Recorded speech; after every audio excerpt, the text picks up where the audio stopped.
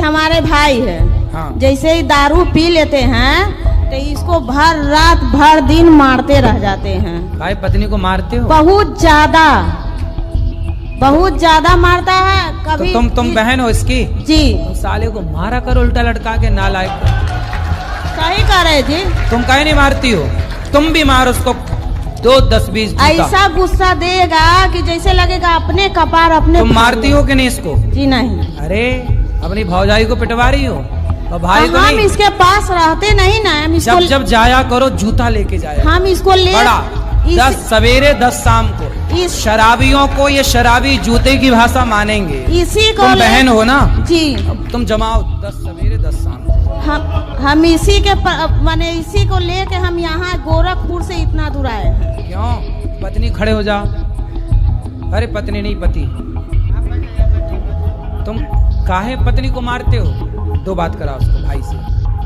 नशे में हो जाता है बाबा बोले। साले ऐसे नशा, अपने को मार जूते से, एक जूता ले ले और अपने को मार जूते से। पत्नी को काहे मारता? शराब तुम पियो नालायक, पैसे तुम बिगाड़ो, पत्नी के मारो। साले तुम्हें उल्टा लटका के मिर्ची का धुआं देना चाहिए। बच्चों को भी मारते, बच्चों को भी हम 10 मारते। दिन में सुधार दें। पत्नी को काहे मारते हो? मारने के लिए ब्याह करके लाए हो। दूसरे की लड़की को साले तुम मार रहे हो। नारी का सम्मान नहीं करते।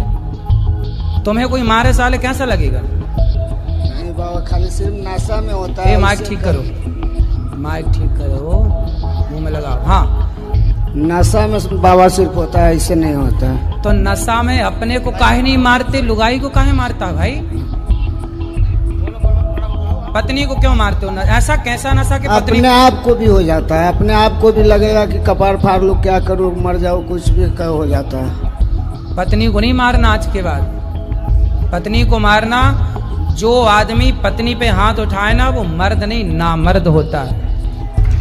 हिजड़ा होते हैं वो लोग जो पत्नी पे, नारी पे क्या अरे हाथ उठाना है साले, आतंकवादियों पे हाथ उठाओ, देशद्रोहियों पे हाथ उठाओ। अबला नारी जो तुम्हारे भरोसे आई है, जो तुम्हारे लिए मांग सजाती है, तुम्हारे लंबी आयु की भगवान से प्रार्थना करती है, तुम्हारे लिए करवा चौथ रखती है, तुम्हारी आरती उतारी है, तुम्हें परमेश्वर मानती है, तुम उसे मारते हो? तुम्हें शर्म नहीं आती? नारी कितना सम्मान करती है पुरुष का, भगवान मानती है पति को, और तुम बताओ उसे मारे डाल रहे हो। बेचारी, आज तक उसने तुम्हें मारा?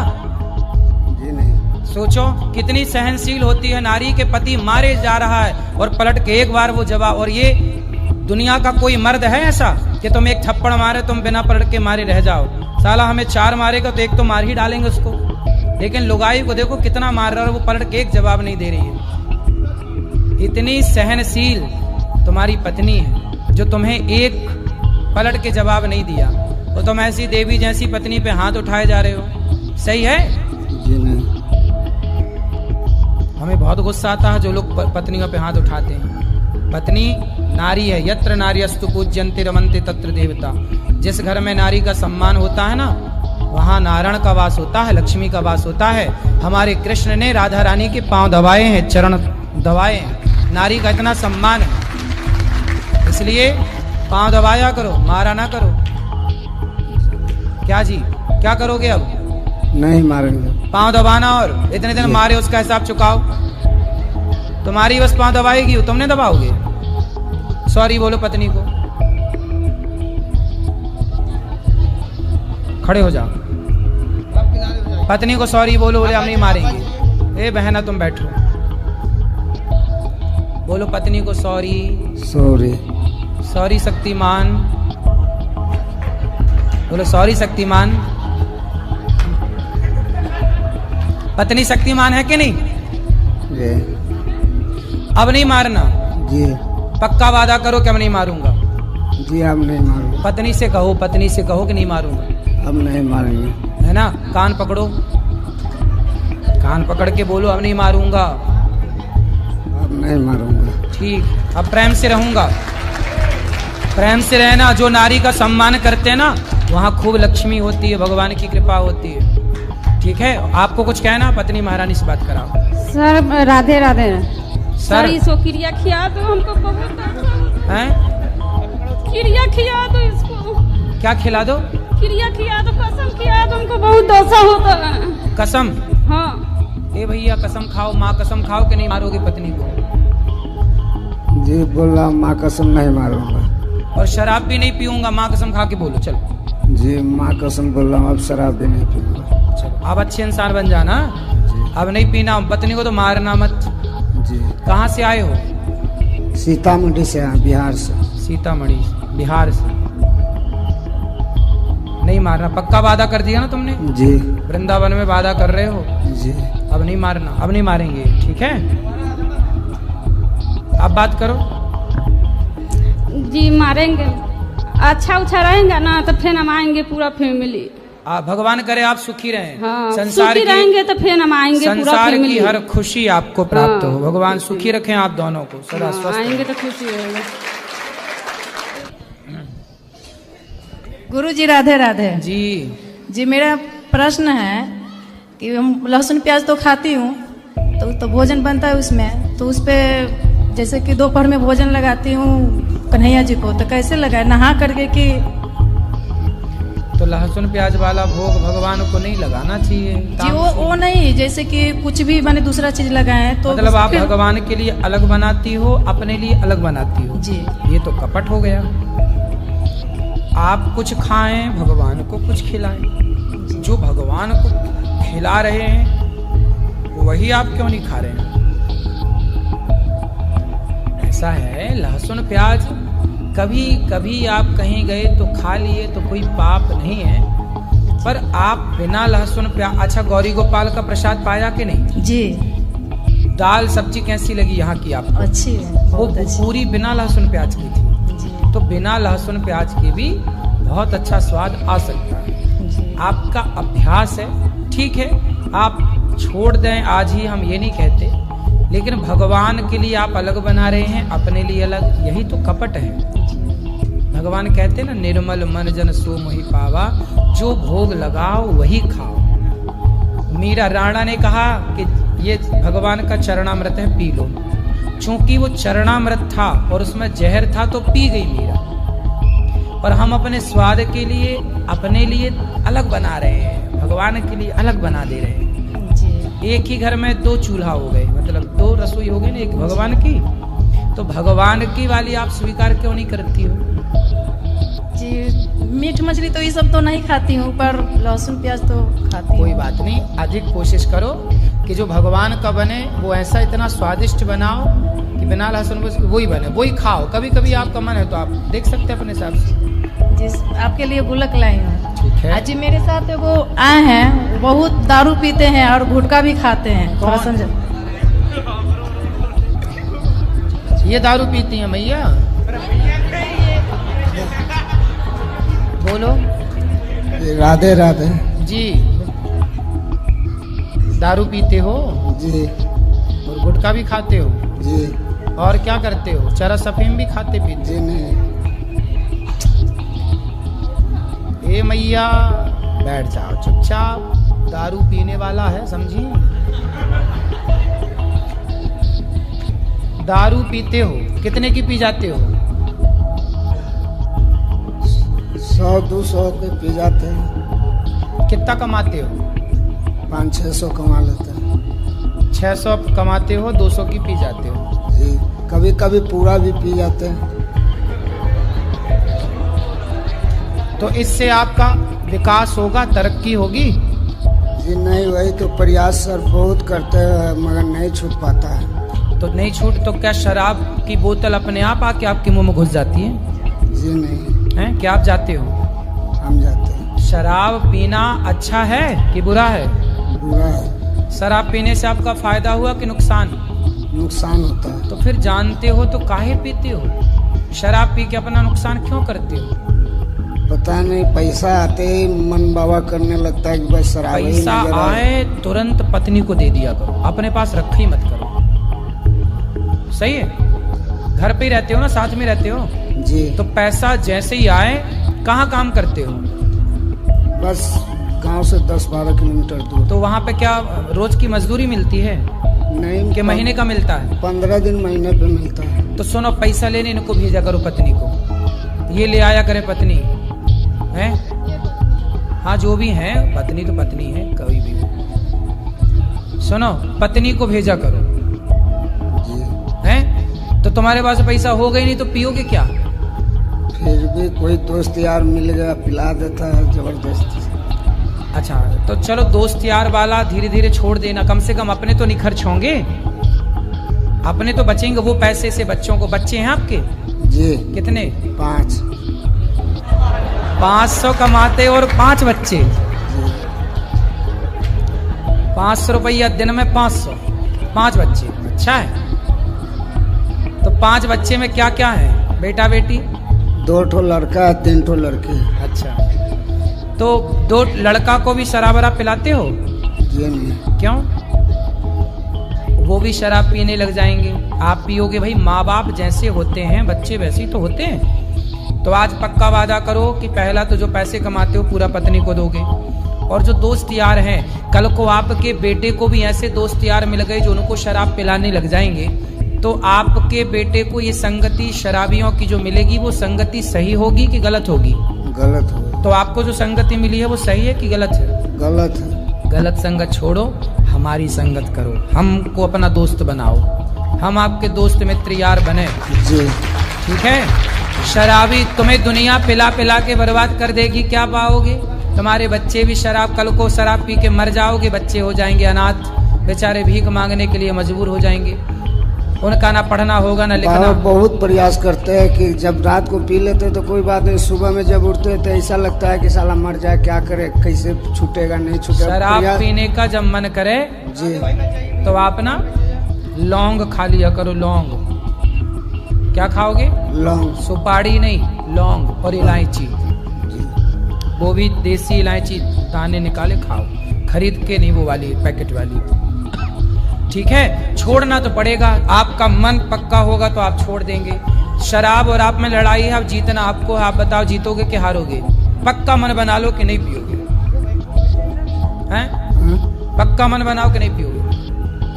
मन तो बनाते हैं कि नहीं पिएंगे, मगर फिर भी बाबा हो जाता है, क्या कर, बहुत प्रयास करते हैं छोड़। तो आप हमारे पास रहो यहीं 10-5 दिन। अभी कितने दिन से हो वृंदावन में? 4 रोज। तो 4 रोज से पिए? जी नहीं पिए ना? सच्ची? जी। तो नहीं पिए तो देखो, बिना पिए अच्छा लग रहा है कि पी के अच्छा लगता है? पी करके तो और बेवड़ा जैसा हो जाता है। क्या होता है? पी के क्या होता है? और बेकार हो जाता है, बेवड़ा जैसा हो जाता है। अच्छा, नहीं पिए तो अच्छे हो, पीते हो तो बेकार हो जाते हो। तो जब देखो शराब आपको बेकार करती है तो बेकार क्यों होना? 4 दिन जैसे आप बिना पिए रह गए, ऐसे 8 दिन भी रह लोगे, ऐसे 1 महीने भी रह लोगे, ऐसे सालों भी रह लोगे, और ये आपकी भलाई है। छोड़ देना, ऐसे ही पक्का मन बनाना जैसे यहाँ बना। ठीक है? भगवान आपको सुखी रखे। अब नहीं पीना। जी नहीं, राधे राधे। गुरुजी राधे राधे। जी। गुरुजी, हमको जैसे थोड़ा दिमागी प्रॉब्लम है। क्या दिमाग बाहर आ जाता है? नहीं, जैसे कभी कभी ठीक रहता है और कभी कभी जैसे लगता है कि किसी के मार दे, किसी के कुछ कर दे, जैसे। तो पति को मार तो नहीं देती हो? जी नहीं। फिर तो दिमाग खराब किस तरह से है? जैसे अपने आप ठीक रहेंगे, जैसे झनझनाहट टाइप के अपने आप लगेगा कि सब मानो बिखरा पड़ा है, चाहे ये चाहे वो। योग किया करो, योग। क्या करोगी? क्या कहे हैं? योग किया करो, योग। योग? हाँ, आता है योग नहीं, करना? नहीं। सीखो। योगा करने से जो ब्लॉकेज हैं शरीर के खुल जाते हैं। हाँ। लंबी गहरी सांस भरना, कपालभाति भस्त्रिका प्राणायाम करना, सूर्य नमस्कार की 12 आसन करना, इससे क्या होगा कि आप स्वस्थ रहेंगे, ये सब झंझनाहट नहीं होगी। हाँ जी। और प्राणायाम किया करो, जी। है ना? जी। प्राणायाम करेंगे तो स्वास्थ्य बिल्कुल अनुकूल रहेगा। जी। ये झंझनाहट के लिए सब ठीक हो जाएगा। जी। ऐसे कान में अंगूठा दोनों डालो, जी। ऐसे, जी। और आंखों में ये उंगली रखो ऐसे, और मुंह बंद करके बोला ओम, ऐसे। जी। ऐसे करने से शरीर की सारी जो झंझनाहट है दूर जी। हो जाएगी। कान में ये अंगूठे ठूस के, जी। आंखें बंद करके क्या बोलोगी? ओम मुंह बंद करेगी, बोला ऐसा। कल से करना भी नहीं। जी अजी ये हमारा ना बैठी रहिए जहाँ जगह मिल जाए।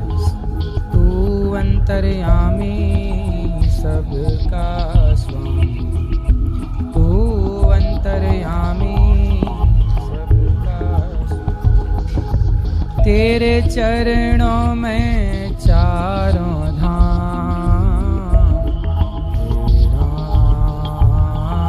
मेरा बोलिए भक्त वत्सल भगवान की, गौरी गोपाल भगवान की जय। जय श्री राधे, जय जय श्री राधे। किसका प्रश्न है आज की प्रश्नोत्तरी में? खड़े हो जाइए।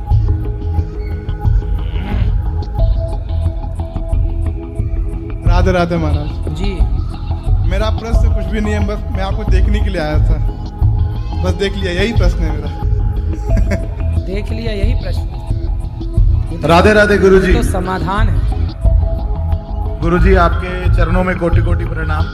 जी गुरुजी, मेरा आपसे ये सवाल था कि संसारिक जीवन और आध्यात्मिक जीवन में बैलेंस कैसे बनाया जाए, क्योंकि हमें नौकरी पेशे वाले आदमी सुबह 9 से लेकर शाम को 7 बजे तक हम नौकरी करते हैं, उसके बाद आगे मन भी करता है कि हम आध्यात्मिक जीवन में रहें, बट घर गृहस्थी के अंदर टाइम नहीं मिल पाता उन चीज़ों के लिए।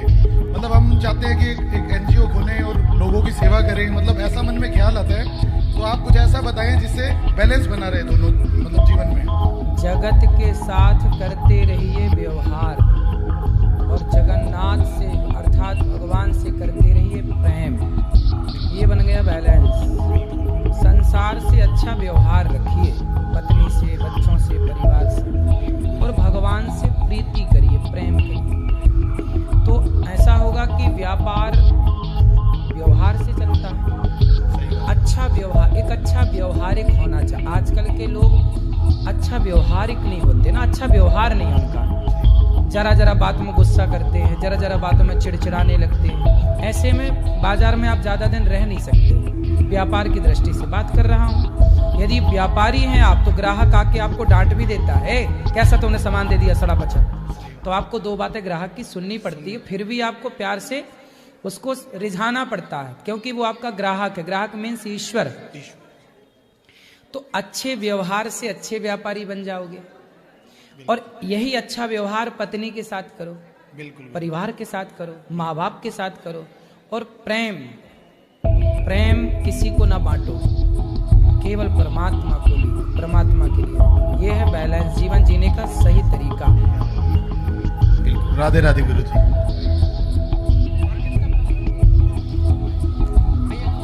सब ना खड़े हो जाना मेरी माँ।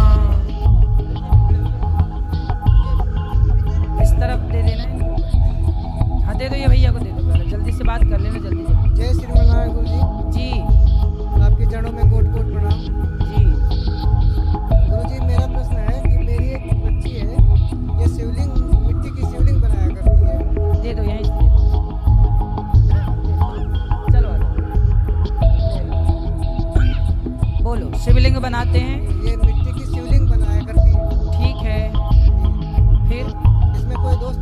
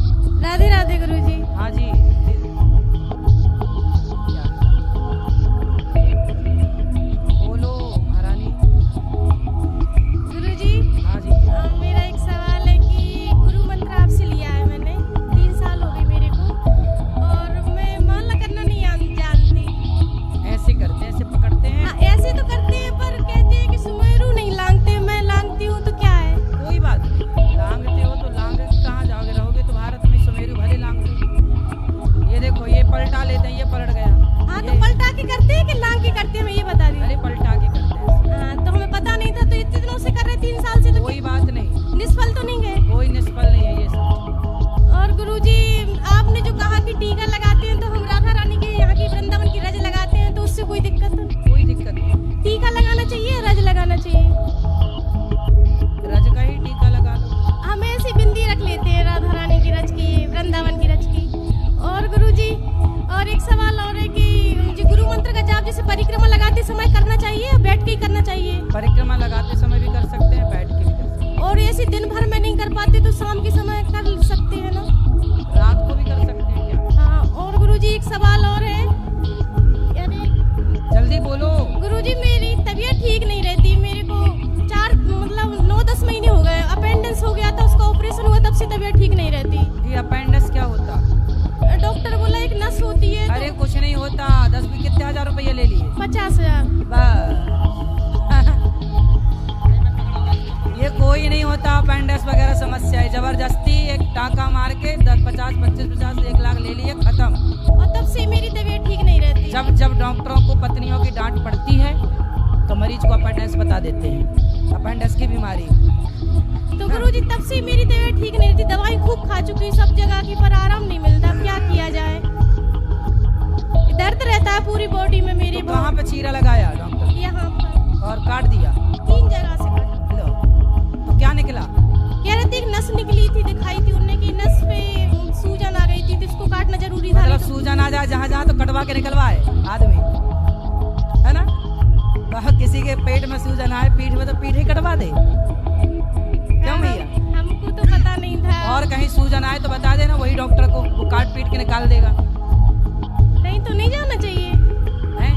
अपेंडिक्स बताया था तो नहीं करवाना चाहिए। अरे ऑपरेशन काहे निकलवाओ, जरूर क्यों शरीर में टांका लगवाओ, क्यों चीरा फाड़ी करवाओ?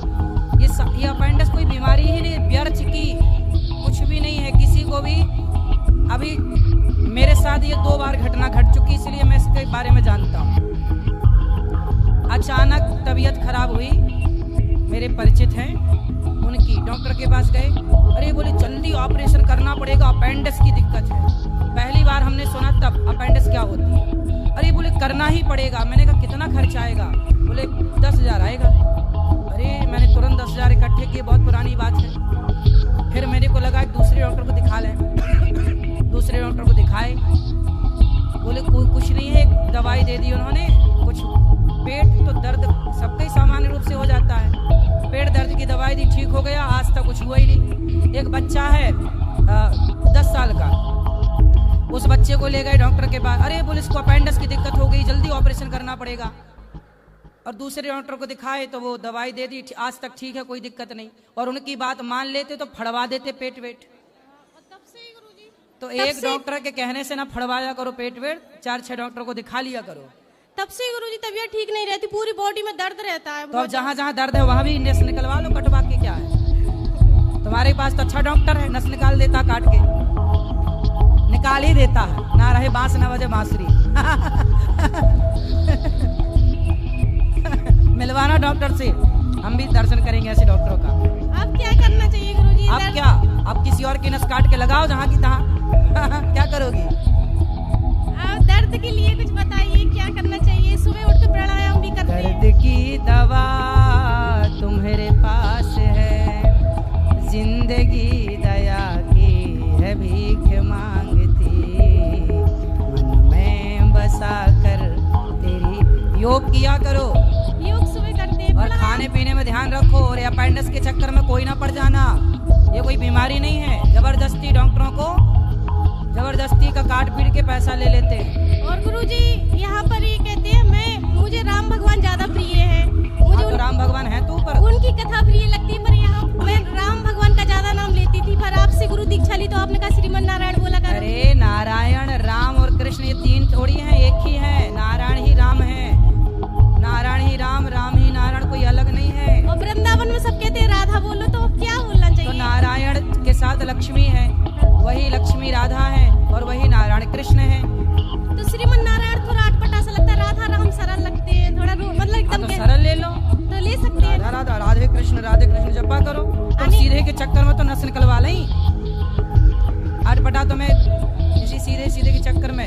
ठीक है, राधे राधे जपो, श्रीमन्नारायण भी जप लेना। और गुरुजी और क्या, और सब बढ़िया है। राधे राधे गुरुजी। जी, जय श्रीमन्नारायण। जय श्रीमन्नारायण। के माता पिता के चरणों में मेरा कोटि कोटि नमन। जय हो, खुश सभी रहिए। भक्तों को मेरी राधे राधे।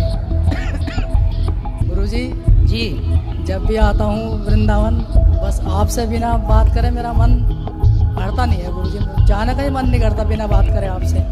तो गुरुजी आप जैसा जानते हैं, मेरे मतलब मन मेरा बड़ा पापी है। इस पापी मन में बहुत सारे सवाल होते हैं, लेकिन बात सबको थोड़ी थोड़ी करनी होती है। तो बस एक सवाल है गुरुजी मेरा आपसे, काफ़ी दिनों से मेरे मन में चल रहा। बोलो क्या सवाल है। जैसे कि गुरुजी आप भी बताते हैं कथा में अपनी के, जैसे आज संसार में कोई जो समस्या चल रही है, आप उस टॉपिक पर भी ज़्यादा बात करते हैं, कथा कम कहते हैं। तो उसी से रिलेटेड मेरे मन में एक सवाल चल रहा है गुरुजी, कि जैसे आजकल एक समस्या बहुत चल रही है शादी के बाद स्त्रियों में मतलब बच्चा ना होना। मैं सुनता हूँ गुरुजी प्रश्नोत्तरी में आपके आती हैं यहाँ पर माताएं बहनें कहती हैं 7 साल हो गए, 8 साल हो गए, 5 साल हो गए, बच्चा नहीं हो रहा है।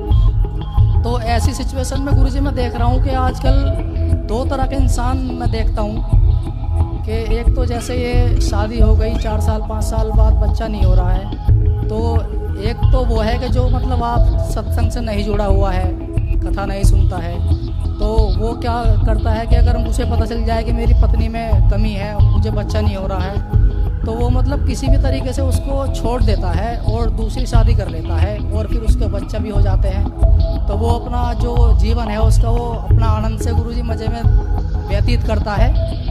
और दूसरी तरफ गुरुजी वो इंसान है कि जो सत्संग से जुड़ा हुआ है, भागवत सुनता है, और उसके जीवन में अगर ये समस्या आ जाती है तो गुरुजी अब आप तो जानते ही हैं कि वो तो अपनी पत्नी को छोड़ने की तो बहुत दूर की बात गुरुजी सोच भी नहीं सकता है।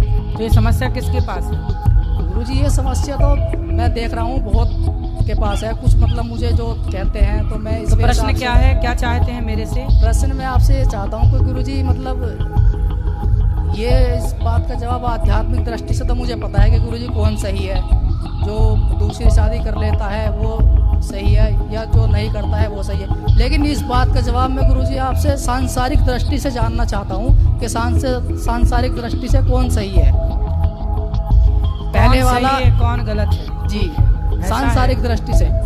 देखो भैया बैठो, ऐसा है कि पति पत्नी को एक दूसरे का साथ देना चाहिए किसी भी परिस्थिति में, किसी भी स्थिति पर। कभी पत्नी का या पति का साथ नहीं छोड़ना चाहिए, बच्चा हो ना हो। कहते हैं ना, पति कैसा भी हो, अंधा लंगड़ा बहरा काना खोरा, पत्नी कैसी भी हो, शादी के पहले देखो कि कैसी, शादी हो गई, विवाह हो गया, संबंध हो गया, फिर उसे निभाओ। बहुत पुरुष ऐसे हैं, बहुत स्त्रियाँ ऐसी हैं जिनके बच्चे नहीं हो रहे हैं और शादी का 60 साल हो गए, 70 साल हो गए, दोनों पति पत्नी साथ में है, बच्चा नहीं हुआ। बहुत लोग हैं। तो जिसे निभाना है वो निभा लेता है, जिसे नहीं निभाना उसे बहाना मिल जाता है कि तेरे बेटा नहीं हो रहा है, तेरे बेटा नहीं हो रहा है, हम दूसरा कर लेंगे। तो रिश्ते प्रेम से चलते हैं, विश्वास से चलते हैं। इसलिए विवाह करने के पहले हम सबको मेडिकल जरूर करा लेना चाहिए। आज की रिक्वायरमेंट बोल रहा हूँ मैं। जी, मैं भी इसी वजह से मैंने आपसे ये सवाल पूछा गुरुजी। आज की रिक्वायरमेंट में बोल रहा हूँ कि विवाह के पहले एक रिपोर्ट लड़की की और एक रिपोर्ट लड़के की, पूरा बॉडी चेकअप होता था। मेरी माँ लाखों करोड़ों खर्च करते ना शादी में, ये रिपोर्ट 10, 15, 20 हजार रुपए में सारा चेकअप हो जाता है ना। ये सब देखो क्या क्या चेक करना चाहिए। कोई विशेष बीमारी तो नहीं है लड़की या लड़के में, पहला। दूसरा, लड़की या लड़के में नपुंसकता तो नहीं है, दूसरा। क्योंकि ये केस एक बार भोपाल में मेरे जानने वाले हैं, उनके साथ हो गया। उनकी लड़की थी एक, देखिए एक लड़की थी और बहुत अमीर थे वो, और उन्होंने विवाह, लड़की एक थी या 2 थी, एक के बारे में मुझे पता है, 2 रही होंगी भगवान जाने। एक लड़की थी, वो बहुत पैसे वाले थे, उन्होंने अपनी बेटी का विवाह कर दिया। जब विवाह किया, बेटी भी बहुत सुंदर थी और बेटी भी बहुत योग्य थी, पढ़ी लिखी थी। जब विवाह किया तो पता चला विवाह के बाद कि वो जो पुरुष है जिसके साथ विवाह हुआ वो आदमी वो नपुंसक है। जैसे स्त्रीलिंग, पुल्लिंग, नपुंसक लिंग, वो नपुंसक था। अब तो लड़की के बाप को अटैक आ गया कि भाई इतनी बड़ी गलती कैसे होगी। और देखो दुनिया कितनी धोखेबाज है। उस लड़के के माँ बाप को तो पता था, तो पूछा गया कि भाई आपने क्यों नहीं बताया कि तुम्हारा बेटा नपुंसक है। अरे बोले शादी के बाद शायद सब ठीक हो जाता। अरे ये चीजें थोड़ी ठीक हो जाती हैं। लेकिन अब तो जिंदगी लड़की की हो गई।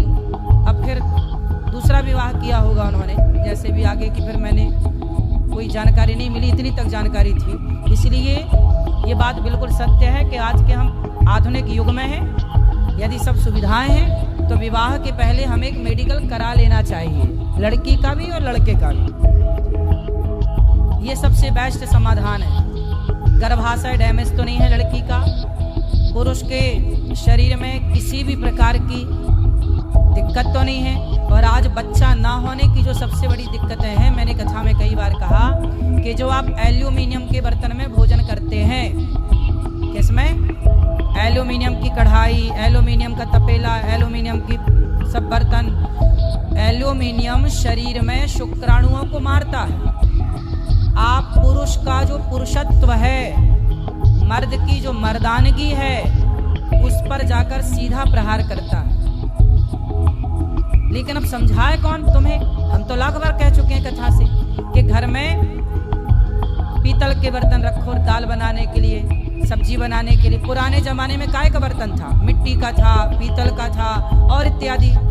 कढ़ाई लोहे की रखो और अन्य धातुओं, एल्यूमिनियम छोड़ के सारे बर्तनों का प्रयोग करो। एल्यूमिनियम का बर्तन प्रयोग करोगे तो आपके बच्चे वही बर्तन में खाएंगे, वही बर्तन में बनेगा।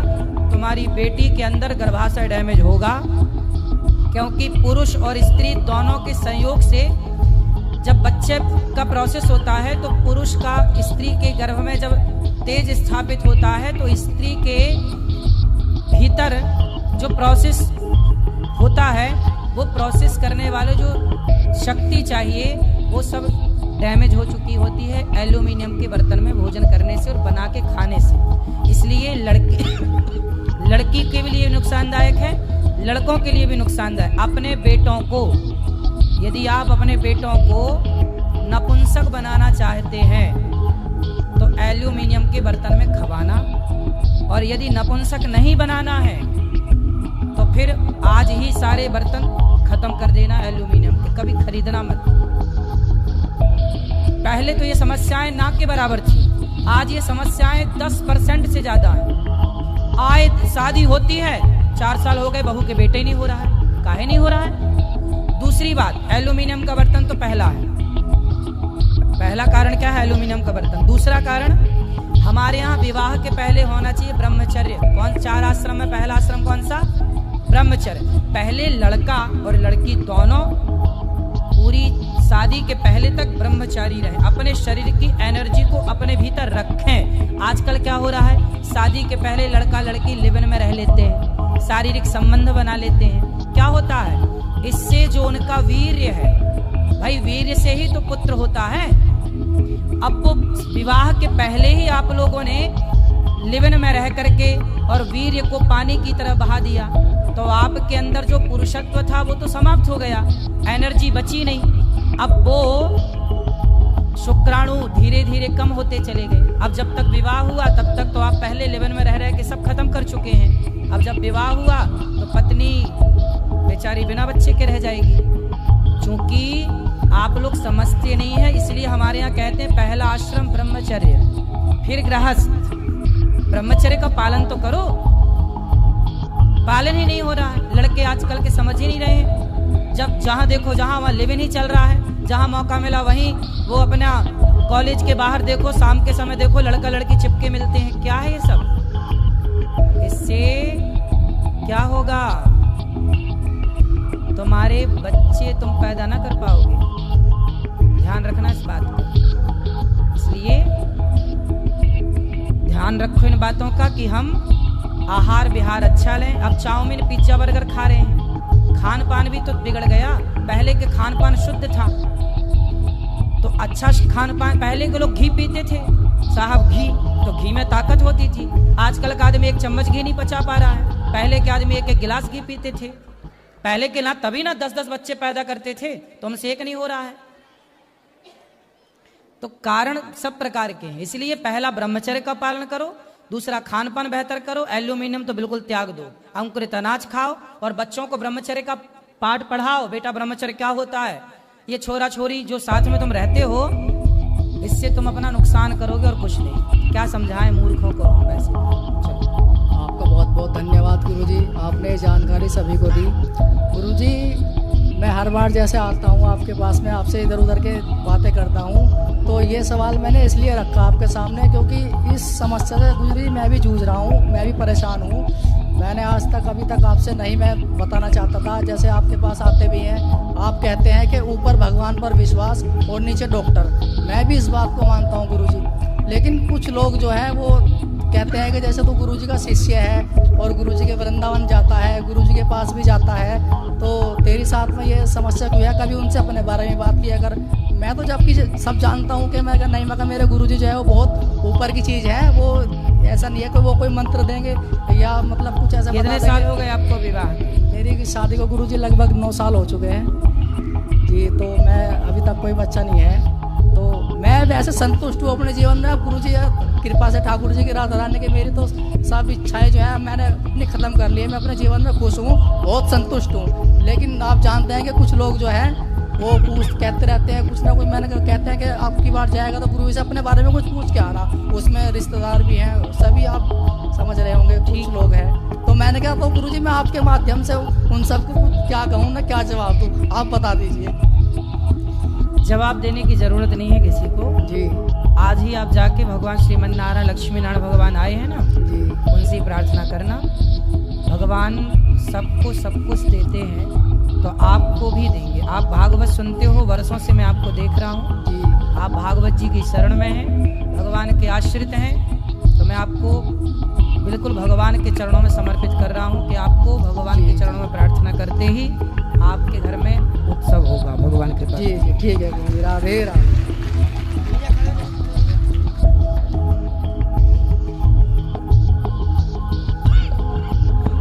राधे राधे गुरुजी। जी गुरुजी क्या होता है ना, लाइफ में आप कुछ अचीव करते हो, अपने गोल्स बनाते हो और अचीव करने के बाद फिर वो थोड़े दिन रहता है, उसके बाद फिर आपकी और इच्छाएं बढ़ जाती हैं। जैसे कि फॉर एग्जांपल मेरे को बचपन से था कि मुझे एक फेंडी का चश्मा चाहिए, मैं दुबई गई, मैंने वो खरीदा और फिर वो नॉर्मल है। तो ऐसे ही करियर में भी चलता है, तो अपने अंदर वो सेटिस्फैक्शन लाने के लिए कि आप जितना है उतना भी इनफ ही है, उसके लिए आप कुछ बताइए जो हम प्रैक्टिस कर सकें लाइफ में। ऐसा है, पहले दौड़ लो, जो पाना चाहते हो ना पहले पा लो, क्योंकि पा लेने के बाद जो शांति मिलेगी, जैसे आपने चश्मा की बात की, जब तक नहीं मिला था तब तक उसकी चाह थी, मिल गया ना तो उसकी वैल्यू खत्म हो गई। ऐसे ही है संसार में, जब तक जो चीज़ नहीं मिलती तब तक ही उसकी कदर होती है, मिल जाने के बाद वो मिट्टी है, ना मिले तो सोना और मिल जाए तो माटी, यही है। इसलिए आप जीवन में जो पाना चाहते हैं, हम तो भगवान से प्रार्थना करेंगे कि आप इतने सफल बने कि सब कुछ पाओ, और पाने के बाद कहीं अटैच मत हो जाना। ये याद रखना कि ये जो आपका शरीर है, ये जो आपका जीवन है, ये जीवन हम सबके लिए ना बहुत कम समय के लिए मिला है। हमारी और आपकी आयु लगभग 100 वर्ष की है, लगभग, लंबा 100 तो नहीं जिएंगे लेकिन 80 तो फिर भी मान के चलो। तो हम सब की आयु लगभग 100 वर्ष की है, इसमें से बहुत सारे वर्ष हम लोगों के जा चुके हैं। इन वर्षों में हमें संसार की वस्तुएं भी चाहिए, अपनी इच्छाओं की पूर्ति करना। अच्छा मुझे एक बात बताओ कि जो हमारी इच्छाएं हैं कभी पूरी होती हैं? मिलने के बाद भी, प्राप्त होने के बाद भी? नहीं, और नया आ जाता है। इसका मतलब है ये इच्छाएं जो है ना कभी ना पूरी होंगी। रावण की लंका सोने की थी, उसकी इच्छाएं पूरी ना हो सकी जो सोने की लंका में रहता था।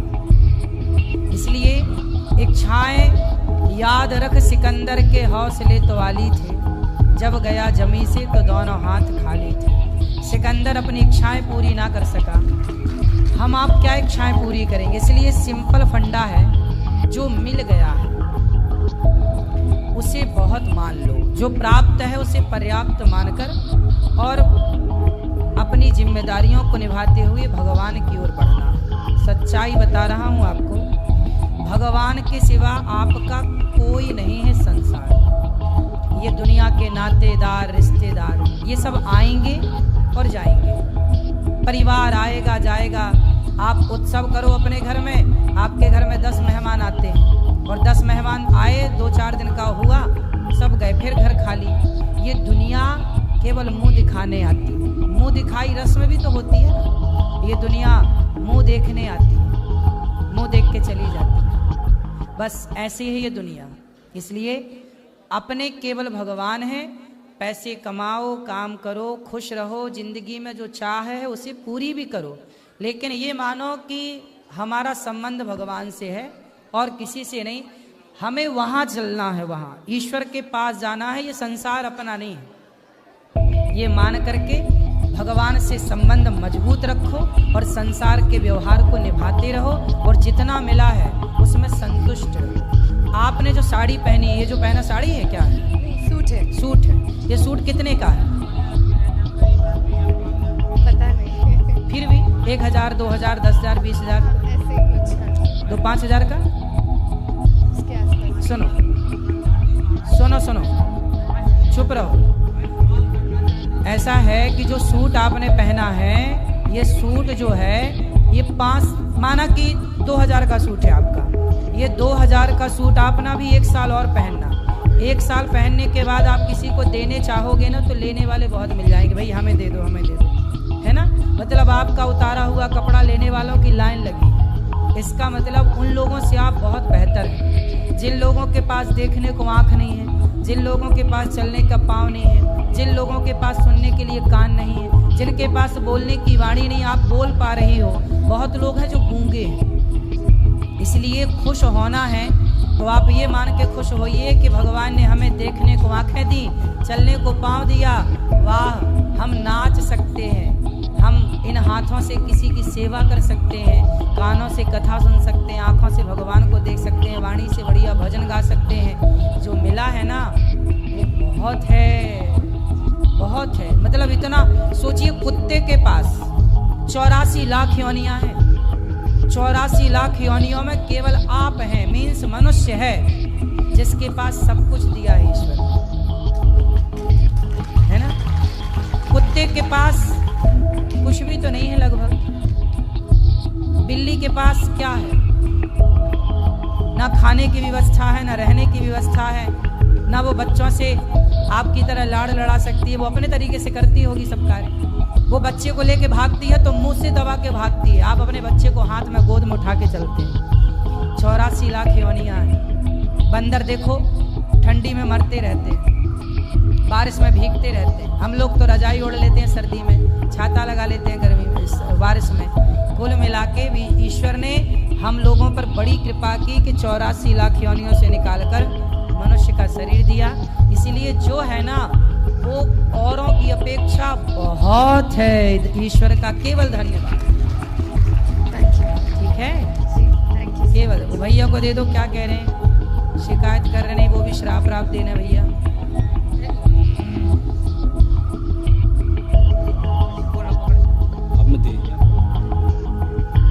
जय श्री सीताराम। जय श्री सीताराम भैया, बताओ। प्रभु मैं आपसे एक ही अनुरोध करना चाहता हूँ। पहले तो 2 शब्द कहेंगे। राधा मेरी मात है, पिता मेरे घनश्याम, इन दोनों की चरणों में कोटि कोटि प्रणाम।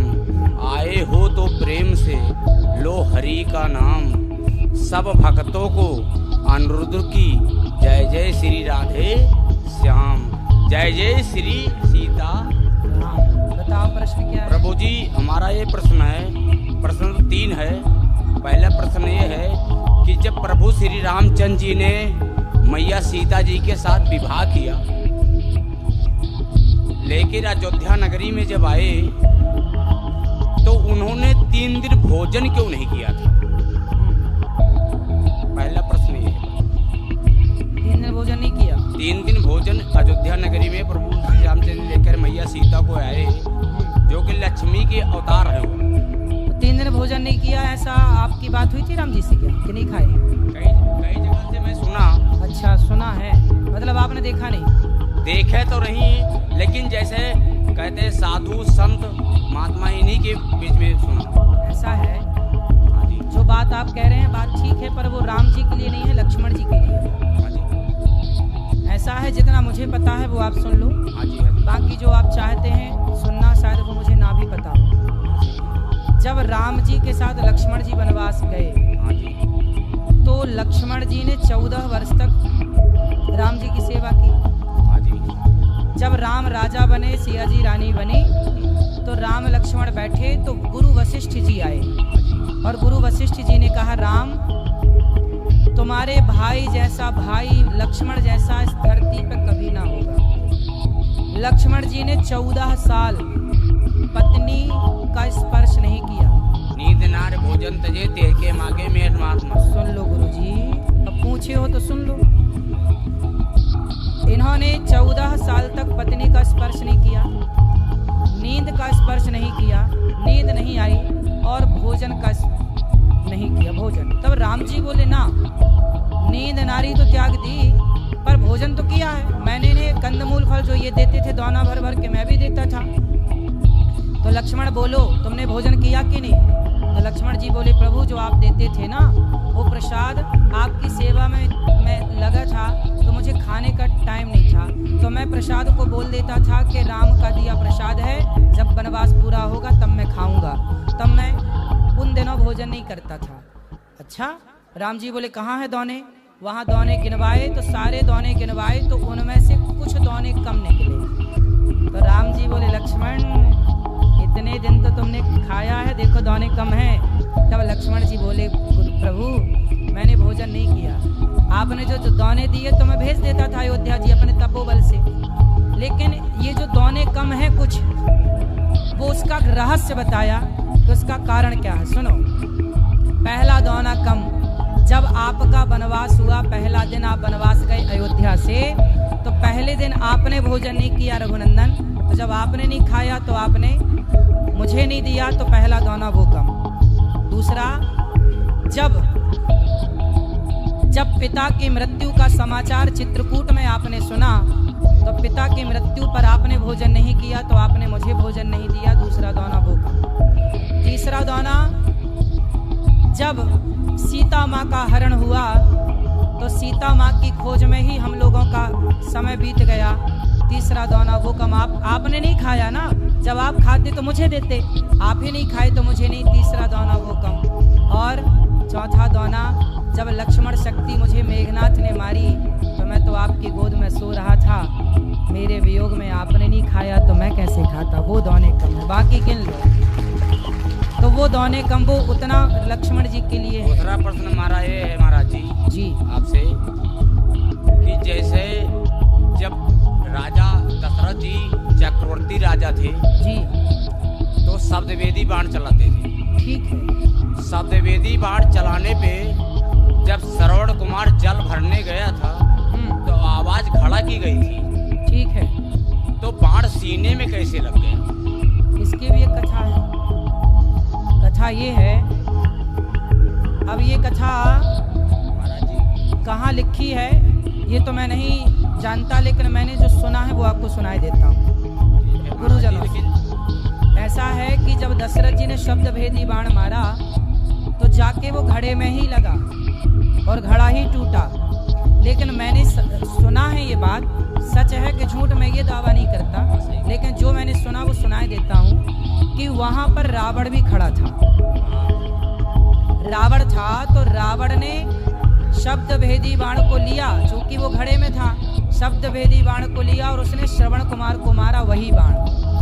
और फिर अपनी माया से जस का तस घड़ा बना दिया और वहां माया रच दी रावण ने। तो कुल मिला के रावण के द्वारा मृत्यु हो गई। अब ये तो रावण, अच्छा अब आप ये पूछ सकते हैं कि रावण वहां क्या कर रहा था। रावण को पता था कि राम के हाथ, मतलब दशरथ जी के बेटे के हाथ मेरी मृत्यु है। तो रावण ये षड्यंत्र में था कि दशरथ जी ही मर जाएं तो इनका बच्चा ना होगा तो मेरी मृत्यु ना होगी, मैं अमर हो जाऊंगा। तो उसे लगा कि यदि श्रवण कुमार मर जाएंगे तो इनके माँ बाप श्राप दे करके दशरथ जी को मार देंगे, मेरा रास्ता क्लियर हो जाएगा। लेकिन रावण ने सब कोशिश कर ली, पर हुआ उल्टा कि श्रवण कुमार के माता पिता ने श्राप दिया कि जैसे हम पुत्र के वियोग में तड़प रहे हैं ऐसे आप पुत्र के वियोग में तड़पेंगे। तो वहां पे ये बात, वहां रावण भी मौजूद था। तीसरा सवाल मेरा ये है जी कि जैसे पांडवों में धर्मराज युधिष्ठिर भी थे जी, धर्मराज युधिष्ठिर थे, भीम भी थे, अर्जुन भी थे, नकुल सहदेव भी थे, लेकिन श्री कृष्ण भगवान ने अर्जुन का ही रथ क्यों हाँकना, क्योंकि उनके सारथी क्यों बने हैं? क्योंकि 5 पांडव हैं ये। हाँ जी, 5 पांडव हैं, ये 5 नहीं 6 हैं। लेकिन इनमें से कर्ण सहित, कर्ण को अभी अलग ही रखो।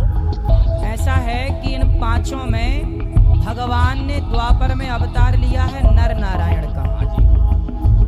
तो उस समय नारायण तो थे कृष्ण और जो नर थे वो अर्जुन थे। तो इसलिए भगवान ने अर्जुन का रथ हाँका, क्योंकि जो नर नारायण का अवतार हुआ, जैसे आज भी बद्रीनाथ जी में जो पहाड़ है, बद्रीनाथ जी में किसकी पूजा होती है? नर नारायण भगवान की। तो नर नारायण भगवान ने ही अवतार लिया है, तो नारायण के रूप में कृष्ण और नर के रूप में अर्जुन, इसलिए वो नर नारायण है, इसलिए भगवान ने अर्जुन का रथ हाँका। लेकिन इसी जगह पे गुरुजी इस पे ये पूछे हैं, कहते हैं कि जैसे इंद्रपुत्र हाँ, इंद्रपुत्र वो था बाली इंद्रपुत्र था और सूर्यपुत्र सुग्रीव था। अब कह नहीं सकते हैं। जी जी जी, तो उस पे सूर्यपुत्र ही सुग्रीव थे, बिल्कुल सही कह रहे हैं। सूर्यपुत्र सुग्रीव थे, हाँ, इंद्रपुत्र बाली थे। जब बाली को प्रभु श्री रामचंद्र जी ने छुप के मारा, ठीक तो है, इंद्र को बहुत बड़ी गुस्सा आई, बिल्कुल सही है। गुस्सा आई, लेकिन प्रभु श्री रामचंद्र जी ने क्या कहा, इस जगह पे इन्होंने गलत किया, सही है, अगले जन्म में आपके बेटे का मैं साथ दूंगा। बिल्कुल सही है। क्या वही बाली अर्जुन था? जो अर्जुन है वह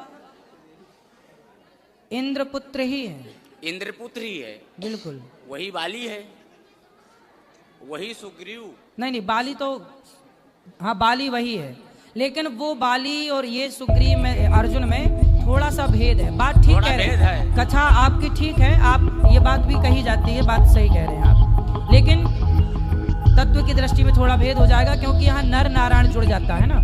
बाकी सब ठीक है जो कह रहे हैं आप, सहमत हैं, सही है। और कोई सवाल? माता कौशल्या जी जब भगवान रामचंद्र जी का जब वनवास हुआ जी, तो कहते हैं कि माता कौशल्या को सबसे बड़ा, माता कौशल्या को हर कोई मानता है कि गलत, लेकिन भगवान रामचंद्र जी ने माता कौशल्या को जब वनवास से वापस आए तो पहले मैया कौशल्या को ही पूछा था, कैकेयी को, हाँ, कैकेयी को पूछा था। प्रथम राम भेटी क्या कही, सही है। तो कैकेयी जो थी वही कैकेयी यहाँ पे आके द्वापर में देवकी बनी, बिल्कुल देवकी बनी, हाँ, लेकिन उन्हें भगवान रामचंद्र जी ने कहा था कि आपके मैं गर्भ से अवतार तो जरूर लूंगा, लेकिन आपका दूध नहीं पिलेंगे। सही है। जब दूध नहीं पिले तो जन्म तो भले लिए, लेकिन आके नंदगांव में जन्म, सही है, गोकुल में। इसका कारण क्या? माता कैकेयी ने जब चित्रकूट में राम जी से पहली भेंट हुई तो कैकेयी ने राम जी से कहा, राम मुझे माफ कर दो, मेरे कारण आपको वनवास हुआ। राम जी ने कहा, माँ आप तो माँ हो, कोई गलती ही नहीं की, मैं तो मानता ही नहीं कि आपने कोई गलती की है, नहीं राम, आपको बड़ा कष्ट उठाना पड़ा, मुझे माफ कर दो। तब राम जी बोले, माँ मैं नहीं मानता कि आपने कोई गलती की, फिर भी आप बताओ, आप जो मांगोगी मैं आपको दूंगा, क्या चाहती हैं आप? तब कैकेयी माँ ने कहा कि यदि अगली बार आप मेरा बेटा बन के आओ तब मैं समझूंगी कि आपने मुझे माफ कर दिया, यदि आप मेरा बेटा नहीं बनेंगे तो मैं मान लूंगी कि आपने मुझे माफ। तब भगवान राम ने कहा कि अच्छा मैं आपका बेटा तो बन जाऊंगा माँ, लेकिन मैं आपका दूध नहीं पीऊंगा, क्योंकि दूध पीने के पहले से मेरा फिक्स हो गया है, माता यशोदा का ही दूध पीऊंगा। महाराज जी लास्ट सवाल मेरा जी। मंदोदरी जो थी, हाँ, मंदोदरी किसकी पुत्री थी और अंगद किसका बेटा था? ऐसा है कि मैं नाम के मंदोदरी किसकी पुत्री थी? हाँ, और अंगद किसका मंदोदरी बेटा की था? कथा है। हाँ, कथा मंदोदरी की भी कथा है जो आप पूछ रहे हैं। मंदोदरी ऐसा है, मंदोदरी किसकी पुत्री थी और अंगद किसका बेटा था? अरे महाराज उत्तर तो देने दो। धन्यवाद। मंदोदरी की जो कथा मुझे पता है वो कथा इस तरह से है कि एक संतों की मंडली थी और संतों के बीच में भंडारा। संत का नाम क्या था? भोजन संतों का है, संत का नाम क्या था वो नहीं, सप्तऋषि। वो तो सप्तऋषि बेटा, सप्तऋषि में 7 का नाम पता है आपको? कश्यपोत्री वशिष्ठस्य विश्वामित्रो गौतम जमदग्नि भरद्वाज, ऐसा है। ऋषि कह देने से, ऋषि कह दो तो सब हो गया। हाँ जी महाराज। तो संतों का वहाँ भंडारा था, भोजन प्रसादी बन रहा था भगवान के लिए। तभी वहाँ पर एक जहरीला सांप आया और खीर में जाकर के वो सांप गिर गया, या ये कहिए कि ऊपर से कोई पक्षी सांप को पकड़ के ले जा रहा था और खीर में जाके सांप गिर गया और खीर हो गई जहरीली। अब वो खीर परोसी जानी थी संतों को, अब संत खाते तो सारे साधु मर जाते। ये बात वहाँ पर एक मेंढकी देख रही थी, मेंढक और मेंढकी।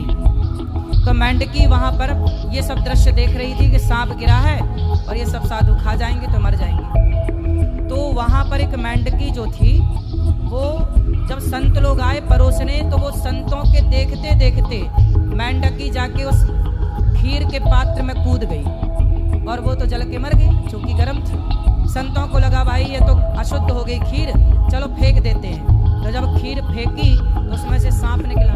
तब संतों को लगा अच्छा ये मेंढकी मरी नहीं है, हम सबकी रक्षा के लिए उसने आत्मसमर्पण कर दिया, आत्मदाह कर दिया। तब संतों ने